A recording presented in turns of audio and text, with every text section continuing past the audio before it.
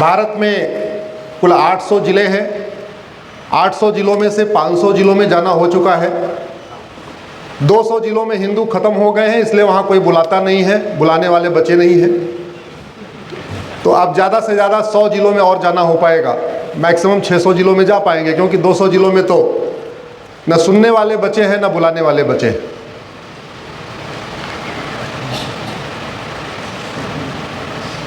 आज मैं बहुत दुविधा में हूँ। ये कहिए त्रिशंकु में आ गया हूँ। मंदिर में कार्यक्रम हो रहा है तो विषय संविधान के उन आर्टिकल्स का होना चाहिए जो हमारे मठ मंदिर से रिलेटेड है। कार्यक्रम अधिवक्ता बंधुओं ने तय किया है तो विषय जुडिशल रिफॉर्म से होना चाहिए। मुख्य अतिथि भूतपूर्व जज रहे हैं और बहुत फांसी वांसी दिए हैं, तो विषय कुछ इस तरीके का होना चाहिए। सामने बहुत सारी बहन बेटियां बैठी हैं तो विषय वैसा होना चाहिए।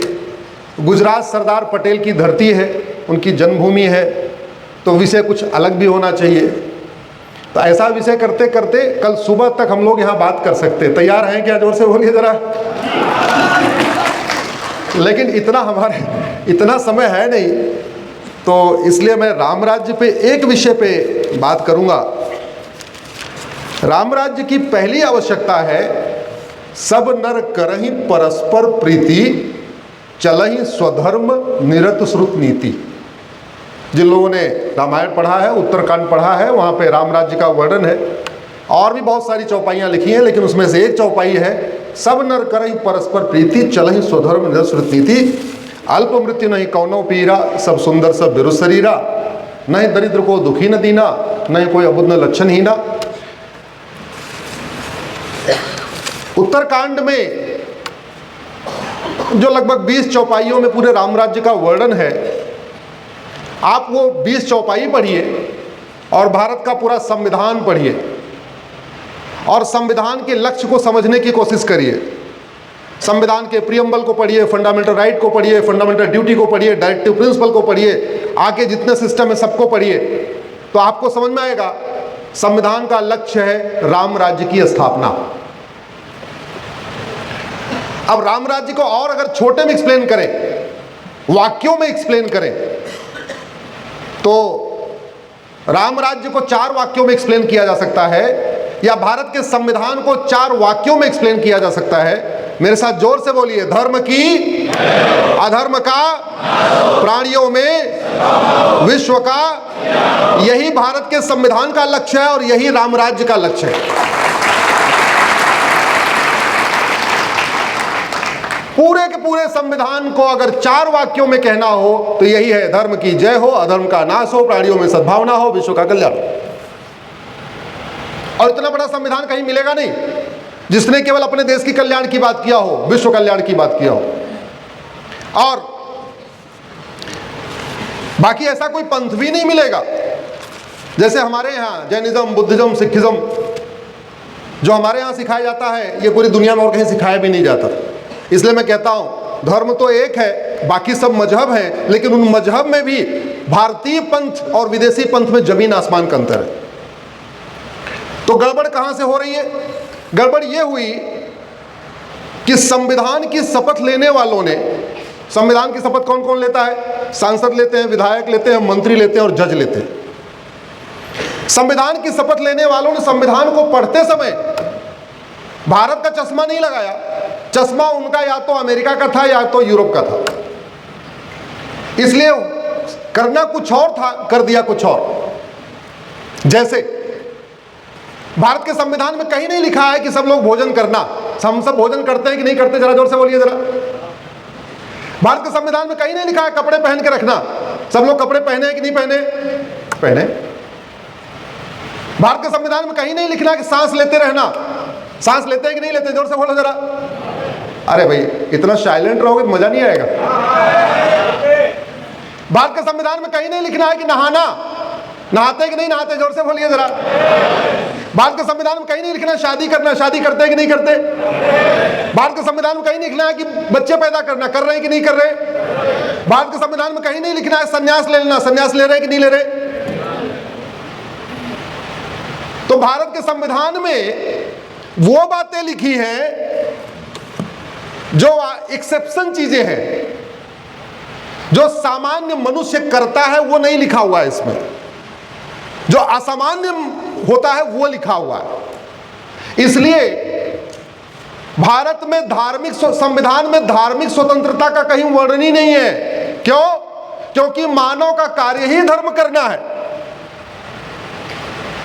संविधान के आर्टिकल 25 में मजहब की थोड़ी सी स्वतंत्रता दी है। डिफरेंस याद रखिएगा, धर्म और मजहब में जमीन आसमान का अंतर होता है। गलती ये हो गई, संविधान की शपथ ले पहले हमारे देश में सुप्रीम कोर्ट से पहले प्रीवी काउंसिल होती थी। प्रीवी काउंसिल में जज कौन था? सारे अंग्रेज। अंग्रेजों को धर्म और रिलीजन का डिफरेंस नहीं पता। उसके बाद कौन बने जज?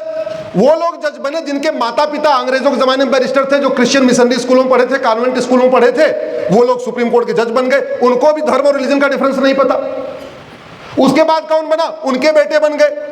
उनके बेटे भी कॉन्वेंट और मॉन्टेसरी में पढ़े थे, उनको भी धर्म और मजहब का अंतर नहीं पता, धर्म और रिलीजन का नहीं अंतर पता। मत, पंथ, संप्रदाय, मजहब क्या होता है, धर्म क्या होता है, पता ही नहीं। तो धीरे धीरे हमने अपनी आम बातचीत में क्या कहना शुरू कर दिया? हमें धार्मिक स्वतंत्रता है। अरे भैया, धार्मिक स्वतंत्रता तो जन्मजात होती है, वो संविधान नहीं देता। कपड़ा पहनने की स्वतंत्रता वो जन्मजात है, भोजन करने की स्वतंत्रता जन्मजात है, नहाने की स्वतंत्रता जन्मजात है, सांस लेने की स्वतंत्रता बाई बर्थ है। वो संविधान कहीं नहीं लिखता। संविधान ने तो ये कहा, चूंकि धार्मिक तो पूर्ण स्वतंत्रता है, लेकिन सब लोग एक जैसी पूजा पद्धति नहीं है, सबका एक वे ऑफ लाइफ नहीं है, तो रिलीजन की स्वतंत्रता दिया और थोड़ी सी। इसलिए भारत में सबको 100% धार्मिक स्वतंत्रता है, लेकिन मजहब की आंशिक स्वतंत्रता है। यहां अधिवक्ता बंधु बहुत बैठे हुए हैं, मानी जज साहब बैठे हुए हैं, इसलिए मैंने कहा यह विषय रखता हूं। हमारे सामने गुरुजन भी बैठे हुए। मजहब और धर्म में जमीन आसमान का अंतर होता है। मेरी PIL चल रही है जिसमें मैंने धर्म और रिलीजन के बीच में 25 डिफरेंस बताए हैं। जिसको पढ़ना हो गूगल करना, रिलीजन धर्म अश्विनी उपाध्याय करके मेरी PIL चल रही है। और मैंने कहा है कि हमारे देश के 90% लोगों को धर्म और मजहब का डिफरेंस नहीं पता, इसलिए प्राइमरी के सिलेबस में इसको डाला जाए, पढ़ाया जाए कि धर्म क्या होता है, मजहब क्या होता है। अगर मोटा मोटा मैं एक वाक्य में कहूं तो धर्म जोड़ता है और मजहब तोड़ता है। जोर से बोलिए, धर्म जोड़ता है और इसलिए चूंकि मजहब तोड़ता है, चूंकि रिलीजन तोड़ता है, चूंकि रिलीजन और मजहब आपस में बांटता है, चूंकि रिलीजन और मजहब आपकी इंडिपेंडेंस को छीनता है, आपकी स्वतंत्रता को छीनता है, लिबर्टी ऑफ थॉट नहीं देता, लिबर्टी ऑफ बिलीफ नहीं देता, लिबर्टी ऑफ फेथ नहीं देता, लिबर्टी ऑफ वर्शिप नहीं देता, धर्म सब देता है। धर्म आपको शास्त्रार्थ करने की स्वतंत्रता देता है, अपने तरीके से रहने की स्वतंत्रता देता है, अपने तरीके से वस्त्र पहनने की स्वतंत्रता देता है, अपने तरीके से जीवन की स्वतंत्रता देता है, आपस में शास्त्रार्थ की स्वतंत्रता देता है। लेकिन रिलीजन और मजहब आपको गुलाम बनाते हैं। रिलीजन और मजहब आपको आपकी सोचने की, आपकी समझने की, आपकी लिखने की, आपकी पढ़ने की, आपकी बोलने की स्वतंत्रता को छीनते हैं।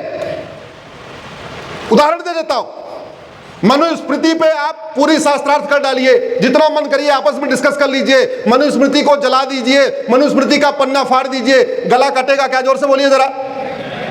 वेद पुराण पे सुबह से लेकर शाम तक शास्त्रार्थ करिए, भगवत गीता पे सुबह से लेकर शाम तक शास्त्रार्थ करिए, रामायण पे सुबह से लेकर शाम तक शास्त्रार्थ करिए, ढोल गंवार शूद्र पशुनारी पे पिछले कई सालों से शास्त्रार्थ हो ही रहा है। किसी का गला कटा क्या? जोर से बोलिए जरा। नहीं, क्यों? क्योंकि सनातन धर्म है, सनातन रिलीजन नहीं है। हिंदू धर्म है, हिंदू रिलीजन नहीं है, हिंदू मजहब नहीं है किसी की हिम्मत जो कुरान के ऊपर पब्लिक डिबेट करके दिखा दे? है किसी की हिम्मत? क्या? जोर से बोलिए। अब कर दिया तो क्या होगा? क्योंकि वो धर्म नहीं है, वो मजहब है किसी की हिम्मत की बाइबल के ऊपर पब्लिक डिबेट करके दिखा दे? नहीं, क्योंकि वो धर्म नहीं, वो मजहब है। धर्म आपको स्वतंत्रता देता है और मजहब आपको गुलाम बनाता है। जब वंदे मातरम हम लोग गा रहे थे तो मैं सोच रहा था, एक मेरी पीआईएल अलग से वंदे मातरम पे चल रही है, आपको जान के आश्चर्य होगा कि वंदे मातरम को आज तक न राष्ट्रगान का दर्जा मिला है, न राष्ट्रगीत का दर्जा मिला, कोई दर्जा ही नहीं उसको। हम राष्ट्रवादी लोग जबरदस्ती उसको राष्ट्रगीत राष्ट्रगीत कहते रहते हो, हमारी भावना है, बहुत अच्छी बात है, और इसीलिए बार बार वंदे मातरम का अपमान किया जाता है। क्यों? क्योंकि जनगण मन का अपमान करने पे 3 साल सजा है। वंदे मातरम को कोई दर्जा ही नहीं है, कोई लीगल स्टेटस नहीं, कोई कानूनी स्टेटस नहीं है, तो आप अपमान कर लो, कोई फर्क नहीं पड़ता। वंदे मातरम का अपमान करने वाले जानते हैं कि इसको किसी प्रकार का कोई दर्जा नहीं है, इसलिए आए दिन अपमान करते रहते। जब ये बेटियां राष्ट्र आराधन कर रही थी तो मैं सोच रहा था, हमारी बेटियां तो राष्ट्र आराधन कर रही हैं, पहले पूरे भारत में राष्ट्र आराधन होता था। दुर्योधन का ननिहाल जहां से माता गांधारी आई थी, अरे ये भजन नहीं गाते थे, ये गीत नहीं गाते थे, अलग तरीके से होता था कि नहीं होता? होता था। वो दुर्योधन का ननिहाल गंधार अब क्या कहलाता है? जोर से बोलिए जरा। अफगानिस्तान। अब वहां बहन बेटियों की ये स्वतंत्रता है क्या जो आज स्वतंत्रता हमारी बहन बेटियों के यहाँ पे है? वहां बहन बेटियों की क्या हालत है, कभी यूट्यूब करके देख लेना, एकदम ऊपर से नीचे तक ढकी है। तो क्या हुआ? धर्म ने बेटियों को स्वतंत्रता दिया और मजहब ने बेटियों को, जोर से बोलिए जरा, गुलाम बना लिया। इतनी छोटी सी बात हमारे संविधान की शपथ लेने वाले सांसदों, विधायकों, मंत्रियों, जजों को आज तक समझ में नहीं आई।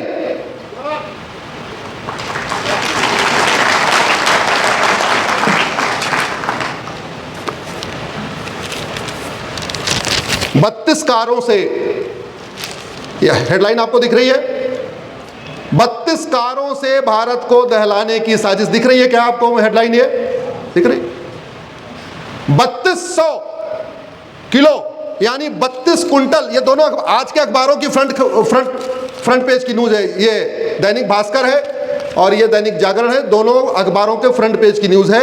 32 अखबारों से देश में 32 जगह बम ब्लास्ट की तैयारी थी। सब नर कराई परस्पर प्रीति, 32 बम ब्लास्ट कराई सब नीति।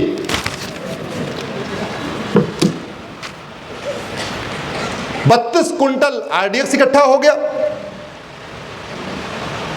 32 गाड़ियां तैयार हो गई, एक एक कुंटल आरडीएक्स 32 गाड़ियों में रखने की तैयारी हो गई, 32 स्थानों पे एक साथ बम ब्लास्ट की तैयारी हो गई।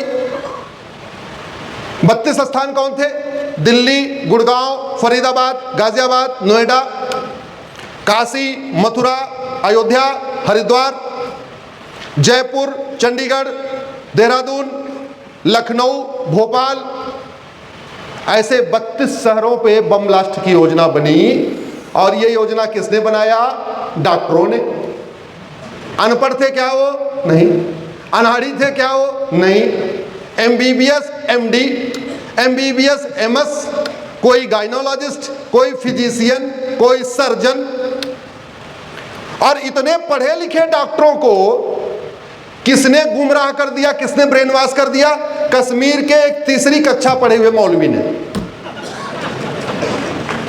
कश्मीर का एक तीसरी कक्षा पढ़ा हुआ मौलवी MBBS, MD, physician, surgeon, cardiologist, gynaecologist सबको गुमराह कर दिया। अभी तक लगभग 10 डॉक्टर पकड़े जा चुके हैं, कुल 400 डॉक्टर राडार पे हैं।